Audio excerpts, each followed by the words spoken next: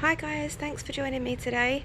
Long time no speak. It's been a crazy year for us again. Life keeps changing right now, but I am keen to get back to making some crafty videos.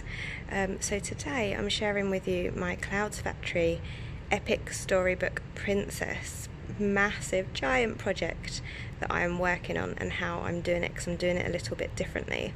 So this is kind of what you see, other than the little bit rolled up at the top. This is as far as I've got. So I've done the top border, of which I slightly amended, and I have added the Disney logo to it, whereas on the pattern it's just the castle. I have done the castle, it's above the word Disney. And I have changed the top border colours as well. I think on the pattern it's the pinks are the same, but it's this blue, whereas I did green to make it look viney and leafy. And I've literally done so far, so the pattern again, the original pattern is 3 columns wide, whereas I've done 2, but I'm actually doing it much bigger. So my master plan for this is not just the, I think it's how many is it, 5, 6, 7, 8, 9, 10, 11, 12. I think there's 13 on their pattern, 13 Disney princess films.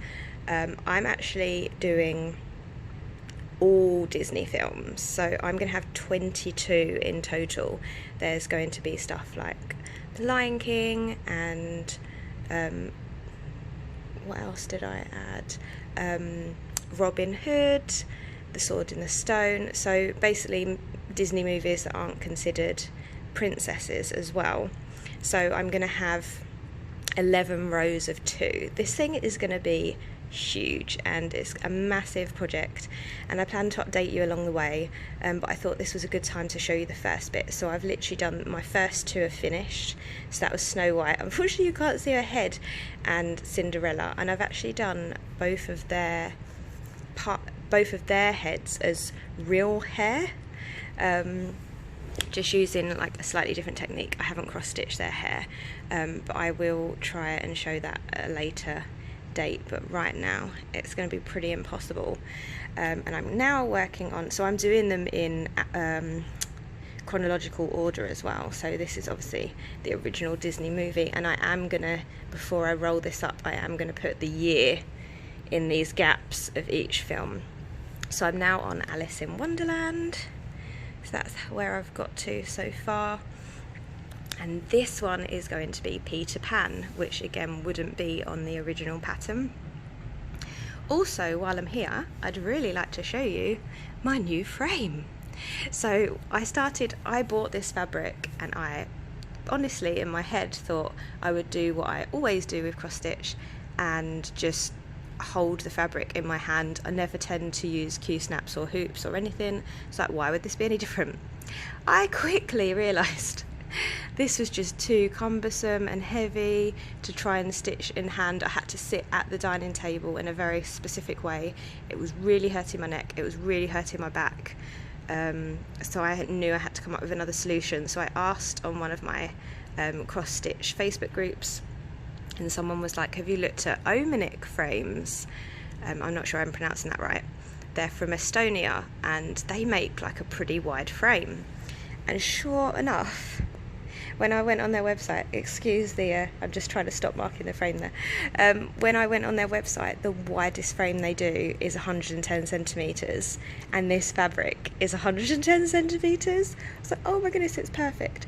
So with a lot of begging my husband, because it's an investment, it certainly is, he was like, well, you're going to be working on this for a long time, you need to be comfortable.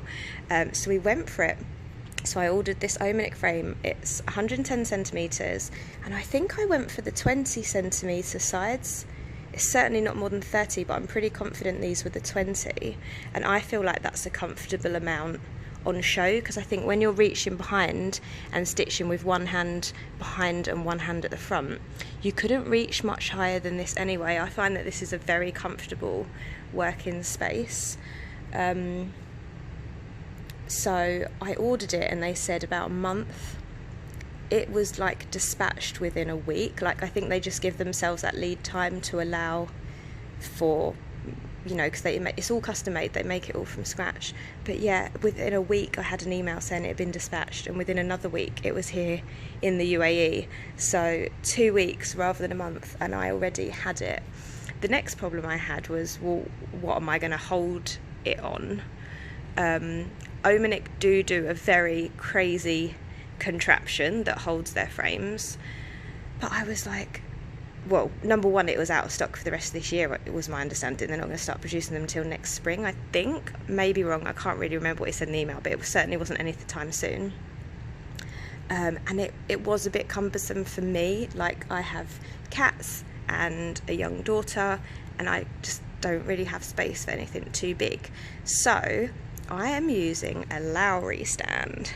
So this is the stainless steel super strong stand.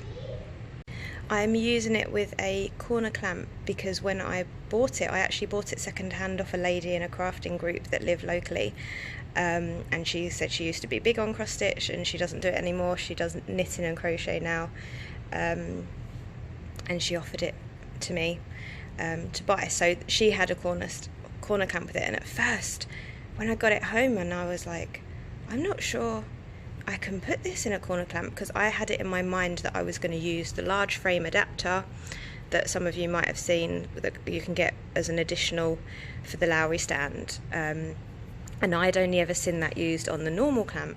But sure enough, the large frame adapter can be used on the corner clamp. And I have got one, and I did try it, and it just kind of clamped it in the middle, but it honestly felt a lot less secure, and it was a lot harder to get to the back. So I've reverted back to just using the corner clamp, which I can control here, and I can undo that and flip it over and get to the back. So as I was saying, the system I've adopted now, I find it's a lot easier to get to the back and tie off. And finish with stitches. I use various different techniques for finishing the end of a thread. I use a couple of different techniques for starting the beginning of a thread as well, so there's no real consistency to mine. It just depends how much thread I've got left and whereabouts on the project I'm starting, if there's any other stitches nearby. But the last thing I wanted to say about the Omanik stand, which is another positive, like, I cannot rave about this, not stand, I can't rave about the frame enough, is that it's all interchangeable. And what I mean by that is, I'm probably, I don't know, never say never, but I'm probably not going to do another project that's over 1 metre wide. I can't see that I would.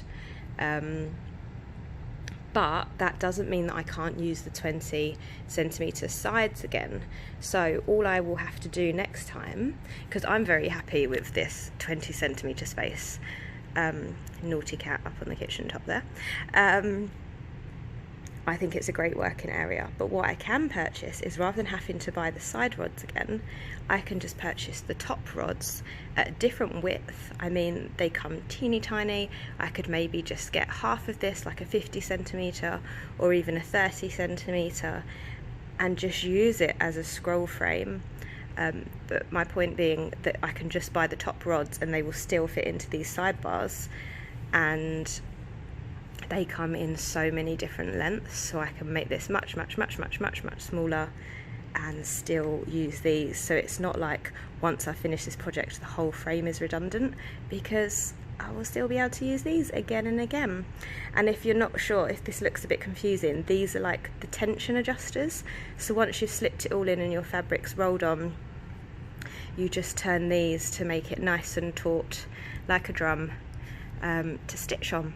But I'm thoroughly happy with the setup I have here now. I just have it resting on the arm of the sofa, and we've got an L-shaped sofa, and when I'm working on this end, when I get kind of too far and it doesn't work being this way round, I just jump over to the other end of the sofa and work on this end and have this end sitting on the sofa. So my system's working for me, albeit a bit unconventional.